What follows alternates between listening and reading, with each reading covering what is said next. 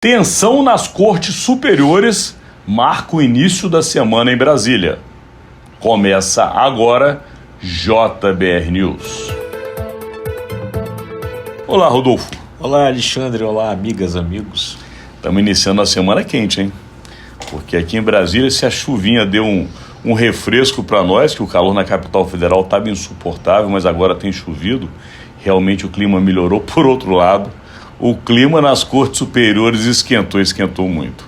Porque a revista Veja, que saiu no final da semana, de 18/10, é a edição que traz essa informação, inclusive na capa. A capa vem com o seguinte título: Escândalo na Corte. Só para vocês terem uma noção do peso que é. E fala mais: investigação da Polícia Federal descobre um suposto esquema de venda de sentenças judiciais envolvendo o Superior Tribunal de Justiça, o STJ. Lembrando a vocês que na composição constitucional do Brasil, o STJ é que trata das ações de todos nós, da maioria da população brasileira, porque o STF é um tribunal constitucional, é mais um tribunal político. Claro, é a última instância, alguns processos sobem para o STF, mas o STJ é a Corte Suprema de nós, cidadãos brasileiros, e lá que foi colocado esse possível esquema, suposto esquema, vamos deixar bem claro, trazido pela revista Veja. Mas, de qualquer maneira, o fato é grave. E por que é grave? A gente vai entrar com mais detalhes no decorrer dessa análise. Mas é grave porque essa crise pode escalar. Lembrando, né, Rodolfo, lá que já há um ânimo muito ruim com parte do judiciário. O judiciário foi envolvido nessa disputa polarizada de direita e esquerda. No Congresso, há parlamentares que já pedem uma CPI há muito tempo e, claro, essa capa da Veja, essa matéria, vai colocar gasolina na fogueira. É isso aí.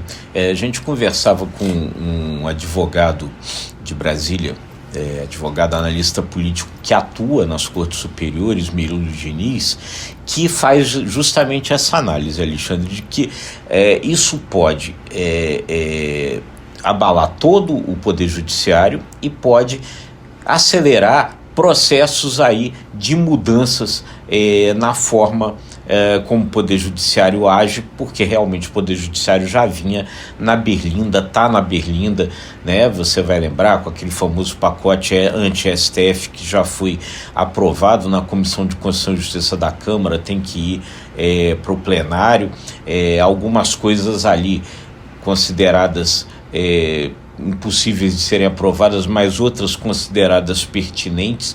Então é no momento em que você já tinha esse debate que surge essa denúncia, que é uma denúncia grave, envolve esquema de venda de sentenças em gabinete de 4 ministros do STJ.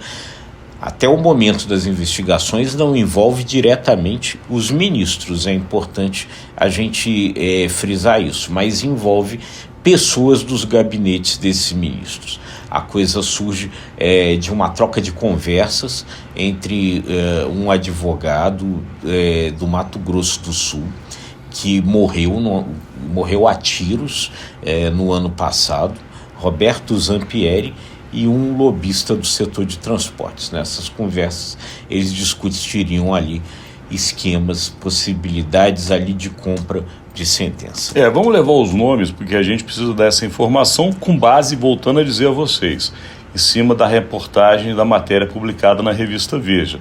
Nós não fomos atrás das fontes que estão na matéria, mas nós fomos atrás de uma fonte, como o Rodolfo Lago acabou de citar, que é um advogado, que é um homem muito experiente e que também tem um ótimo relacionamento nessa parte junto às cortes superiores. Então a análise que a gente buscou foi também em cima de uma fonte que conhece, obviamente, o mundo do judiciário. Mas quem são essas pessoas? Como o Rodolfo Lago disse, o advogado Roberto Zampieri foi assassinado. Assassinado a tiro justamente por conta de talvez uma disputa que envolvesse a compra de sentenças. Por que está se dizendo isso? Porque quando a Polícia Federal foi investigar justamente a morte do advogado, descobriu-se no celular dele uma conversa com este empresário, que também é considerado um lobista, chamado Anderson de Oliveira Gonçalves.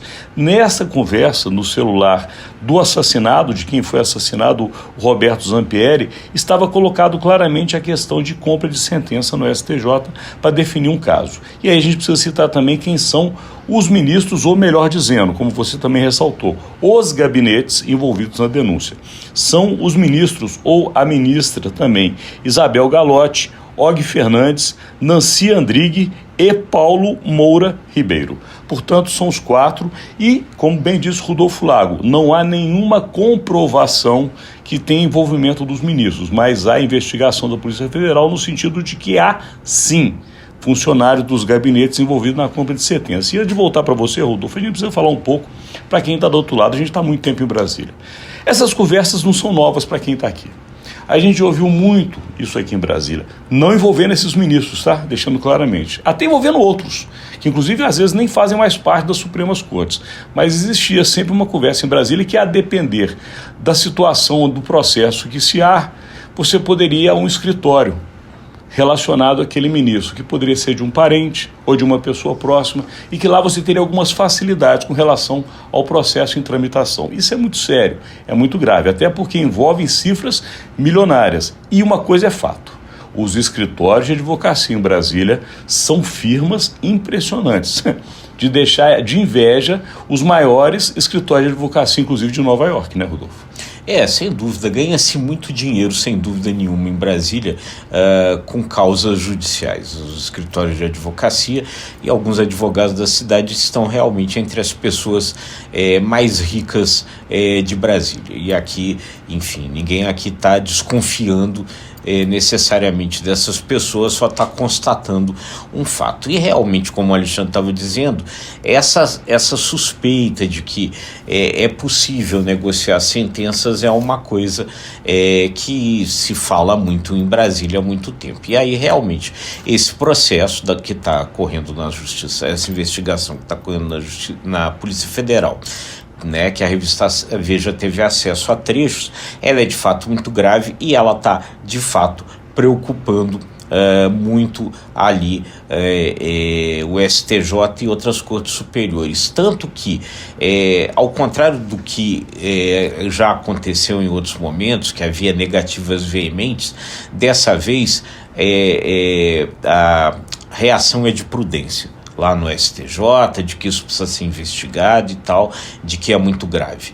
Então, realmente, a coisa está ganhando esses contornos. E aí, realmente, voltando ao que a gente vinha falando ali no começo, pode realmente acelerar esses processos de mudança. Por exemplo, uma parte desse tal pacote STF, que agora muita gente acha que tem muita chance agora de andar, Alexandre, é a questão das decisões monocráticas, ou seja, das decisões tomadas por um ministro apenas.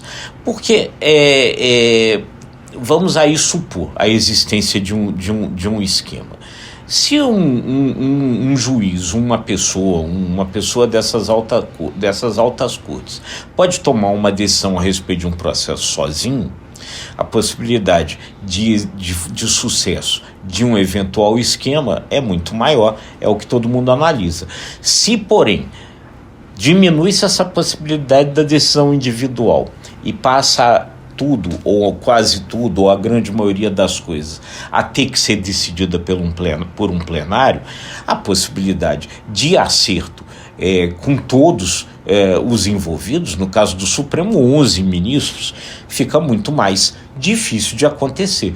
Então, uma das coisas que desde sexta-feira, desde a publicação da capa da Veja, já começa a circular nas conversas aqui em Brasília, é que isso reforça a necessidade de você acabar com a facilidade da decisão monocrática, da decisão individual de ministro. É um assunto que mexe com a capital federal como um todo, não somente porque tem grandes escritórios ou firmas de advocacia, tem envolvimentos de suspeita, deixando claro mais uma vez, de gabinetes, de tribunais superiores e, obviamente, os parlamentares não vão deixar barato. Porque tem muito parlamentar que está querendo essa guerra. E essa guerra estava sendo, de alguma maneira, esfriada, até por conta da disputa que vai ter de Câmara e Senado com relação às presidências. Agora volta com força total. E mais, viu, Rodolfo Lago? Não se admire se aparecer aí uma nova CPI, porque com certeza alguns parlamentares vão utilizar essa matéria da Veja, como no passado em outros assuntos já aconteceram, e aí tentar forçar a abertura de uma comissão parlamentar de inquérito, porque muitos ali querem colocar os ministros do Supremo Tribunal Federal numa chamada saia justa, e essa é a razão que eles esperavam. É isso aí. O judiciário volta a Berlinda com força aí a partir dessa denúncia. E daqui a gente encerra esse conteúdo de hoje, levando para você o clima quente da capital federal e sempre agradecendo a sua audiência. É isso aí. E a gente aí então deixa os convites aí para você. O que você acha disso tudo? Qual a sua opinião, sua avaliação a respeito do Poder Judiciário brasileiro? Comenta aí, a gente vai gostar de ler seus comentários. E deixando aquele convite, se você gostou, curta, compartilhe, acesse imagemcredibilidade.com, se inscreva no ICTV e nos nossos demais canais. Obrigado e até amanhã.